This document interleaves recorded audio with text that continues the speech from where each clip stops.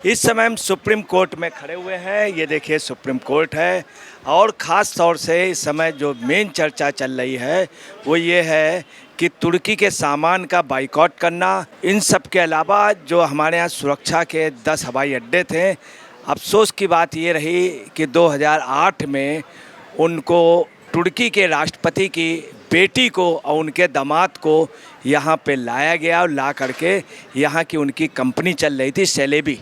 सुरक्षा विभाग ने उन कंपनियों को टर्मिनेट किया। ताज्जुब की बात है, बहुत महत्वपूर्ण जगह पर इनकी कंपनी राष्ट्रपति तुर्की के बेटी और दामाद की चल रही थी, जबकि तुर्की ने भारत के खिलाफ बहुत बुरा सलूक किया।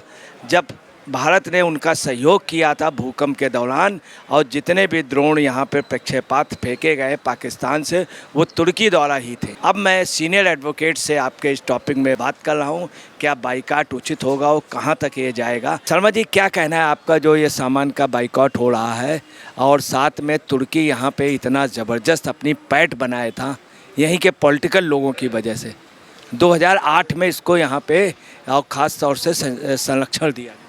देखिए, ये तो सरकार की आप तारीफ़ कीजिए कि सरकार ने इस चीज़ को डिटेक्ट कर लिया और तुरंत एक्शन कर लिया। पहले की सरकारों ने जो किया था वो अब सबको रंग ला रहा है, सबको दिख भी रहा है कि किस तरह से ये स्लीपर सेल्स बने हुए हैं। हमारे ही लोगों का पैसा ठग के हमारे ही खिलाफ उपयोग में लाया जाता है, हमारी जनता को मारा जाता है। तो तुर्की ने अभी हाल फिलहाल में क्या किया, पाकिस्तान में पूरे हवाई जहाज़, ड्रोन, रसद, बारूद सारा भेजा, जबकि तुर्की ये भूल गया कि जब उनके यहाँ भूकंप आया था तो भारत ने सबसे पहले मदद की थी। वहाँ कोई कंसिडरेशन नहीं था। लेकिन चूँकि पाकिस्तान एक इस्लामिक कंट्री है, टर्की एक इस्लामिक कंट्री अपने आप को क्लेम करता है, तो उन्होंने ये सपोर्ट सहानुभूति के हिसाब से सपोर्ट किया और उस ड्रोन की वजह से हमारे भारत की भूमि पर हमला हुआ। ये सबको पता है, ये कल परसों अभी 10 दिन पहले की बात है। तो उस हालत में एनिमी अगर हैं, एनिमी के साथ हैं तो एनिमी ही हैं आप। जैसा कि इसके पहले भी जो हमारी व्यापार नीति है उसमें सबसे पहले देखा जाता है कि कोई चाइनीज़ कंपनी ना हो डिफेंस की इस्टेब्लिशमेंट्स में, या बहुत सारे टेंडर जो गवर्नमेंट के टेंडर होते हैं, जो रेलवे लाइन बिछानी है, हवाई अड्डा बनाना है या कुछ भी करना है, तो उसमें चाइनीज़ कंपनी ना हो, पाकिस्तानी कंपनी ना हो, इन्वेस्टमेंट ना हो। और अब ये टर्की को पकड़ा गया है और कहा गया कि सिक्योरिटी रीज़न से इनको हम टर्मिनेट करते हैं। तो ये बहुत अच्छी शुरुआत है और हर आदमी को हर जगह पर जो भी लोग बैठे हैं उनको आसपास ये सब निगरानी रखनी चाहिए कि ये किस तरह से स्लीपर सेल बन के हमारे यहाँ से पैसा कमाकर उसी पैसे से ड्रोन और ये दे रहे हैं ताकि हमारे लोगों पर हमला हो सके, भारतीय पे हमला हो सके। ये तो बहुत ज़रूरी है। इसीलिए मैंने बोला कि सरकार की दाद आपको देनी पड़ेगी कि सरकार ने इन चीज़ों को पकड़ा है और सजग है। कहीं ना कहीं सरकार इन चीज़ों को देखकर सजग है और भारतीयता को कहीं ना कहीं बरकरार रखने के लिए, बढ़ावा देने के लिए काम हो रही है। तो जो ये टर्की ने किया है, ये चीज़ आपको गौर करना पड़ेगा कि उन्होंने किस भावना से किया, क्या उनकी इंटेंशन थी। आप पाएंगे कि टर्की ने सिर्फ इस कंसिडरेशन पे किया कि पाकिस्तान एक इस्लामिक कंट्री है, हमको उनको मदद करनी चाहिए। जबकि सच्चाई ये है कि टर्की की रोजी रोटी, व्यापार बहुत हद तक उनके जो राष्ट्रपति हैं उनकी बेटी की कंपनी यहाँ चला रही है। अब तो ये स्टैटिस्टिक्स देखना है, सबको समझना है कि कितना पैसा वो कमा चुके हैं 2008 से अब तक, और उस पैसे से कितने ड्रोन खरीदे जा सकते हैं। तो आप देख लो भारत में जो हो रहा है, जो सरकारों ने जिस तरह से पहले जो अरेंजमेंट किए हुए हैं, सरकारों ने जिस तरह से पहले स्लीपर सेल्स क्रिएट किए हुए हैं, तो ये अब सब दिखाई दे रहा है। इसीलिए इस सरकार का ये लोग विरोध करते हैं और कुछ बुद्धिजीवी और भी आगे हैं जो इन बातों का विरोध करते हैं। अच्छा, आमिर खान का भी है। आमिर खान, शाहरुख खान और सलमान खान और अमिताभ बच्चन, इन्होंने कुछ भी नहीं बोला। इतना बड़ा युद्ध हुआ। वहीं प्रीति जिंटा ने भारत के फेवर में इतना ज़बरदस्त बोला है। तो क्या इनका जो बाइकॉट चल रहा है आमिर खान का, इन सब का ठीक है? आमिर और सलमान और शाहरुख का, इनकी एक फ़िल्म आ रही है सितारे जमी पे, इसका बाइकॉट होना चाहिए ज़बरदस्त। मुझे लगता है कि ये जो फिल्म स्टार हैं वो समाज ही बनाते हैं। आपने जो बात बोली उसके पहले ये देखिए कि पाकिस्तान में जो फिल्म स्टार्स हैं उन्होंने बहुत बुरी तरह से भारत के लोगों की निंदा की है।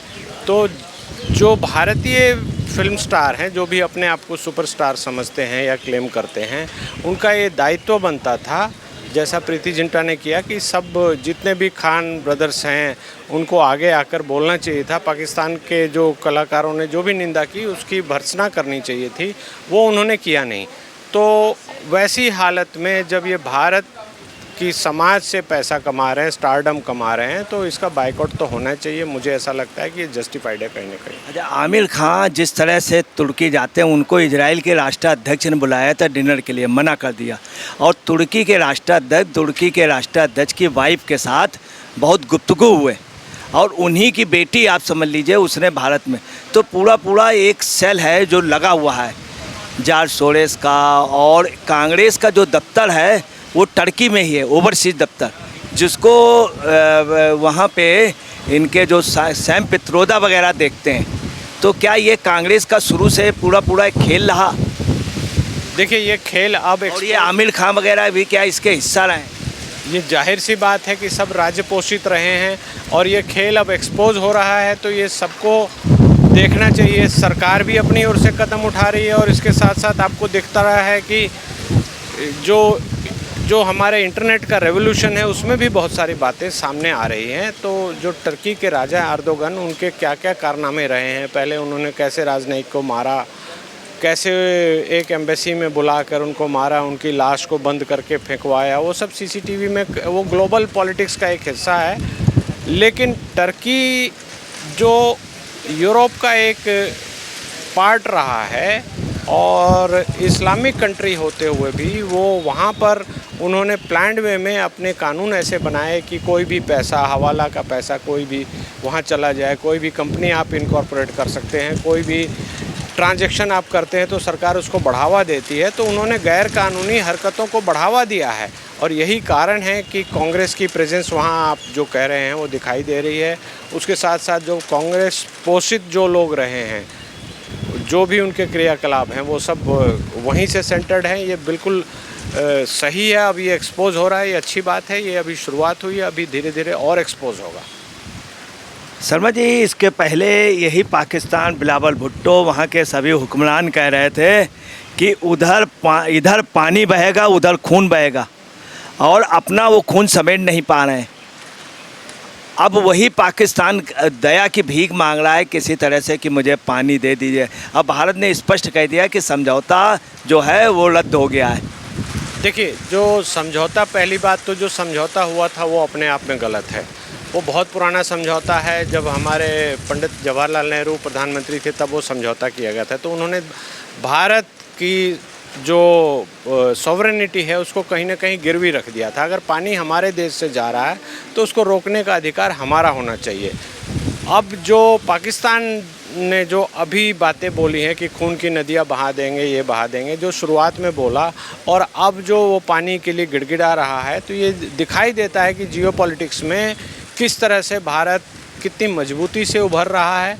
और भारत को इस मजबूती को आगे बढ़ाना भी चाहिए, बरकरार भी रखना चाहिए, और आगे और एग्रेसिव होकर ये इस्टेब्लिश करना चाहिए कि हमसे पाकिस्तान जैसा देश जो हमारे पानी पीकर ज़िंदा रह रहा है, जिसकी खेती, जो अनाज उपजता है वो हमारे पानी से उपजता है, तो अगर वो इस तरह की हरकत करेगा, हमारे देश में आकर आतंकवादी हरकत करेगा, हमारे देश में धार्मिक उन्माद फैलाने की कोशिश करेगा, तो उसको बख्शा नहीं जाएगा। ये मुझे लगता है कि ये बहुत स्ट्रॉन्ग सिग्नल है।